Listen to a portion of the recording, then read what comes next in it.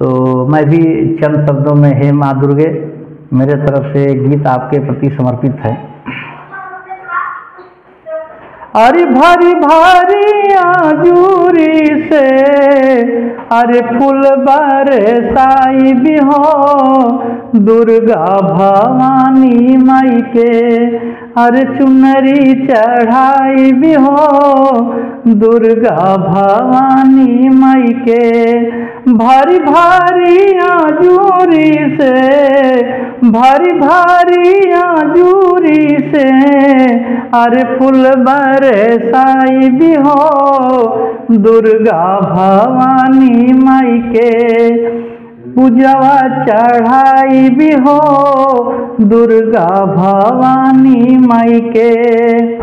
धूप दीप चंदन संगे से नूरा मंगाई के, गैया के घिवा से दियना जराई के, बभनु के पुतवा से बभनु के पुतवा से अरे मंत्र पढ़वाई भी हो दुर्गा भवानी माई के, चुनरी चढ़ाई भी हो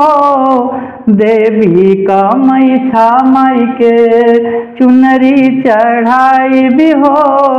भारी भारी आजूरी से भारी भारी आजूरी से अरे फुलवा चढ़ाई भी हो देवी शंकर भवानी के, चुनरी चढ़ाई भी हो दुर्गा भवानी के। सेवकन के लागल देवी दर्शन के ललसा, सेवकन के लागल देवी दर्शन के ललसा, अरे अपू प्रेम जी के पुराई भी कब ललसा,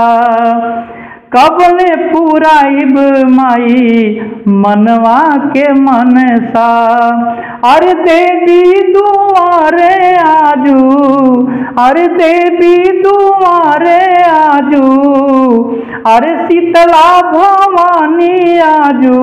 शंख बजवाई भी हो दुर्गा भवानी माई के, चुनरी चढ़ाई भी हो भारी भारी आजूरी से भारी भारी आजूरी से फूल बरसाई भी हो दुर्गा भवानी माई के, फुलवा चढ़ाई भी हो दुर्गा भवानी माई के। कलसा कोहाइन दिहली फुलवा मलिनिया, कलसा कोहाइन दिहली फुलवा मलिनिया, पूजई है निर्भय सुकुल देवी के चरनिया,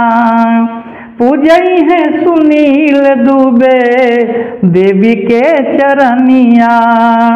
माली हाथ धार फूल के माली हाथ हार फूल से माई के नहवाई भी हो दुर्गा भवानी माई के,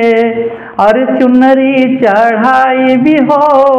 दुर्गा भवानी माई के। भारी भारी आजूरी से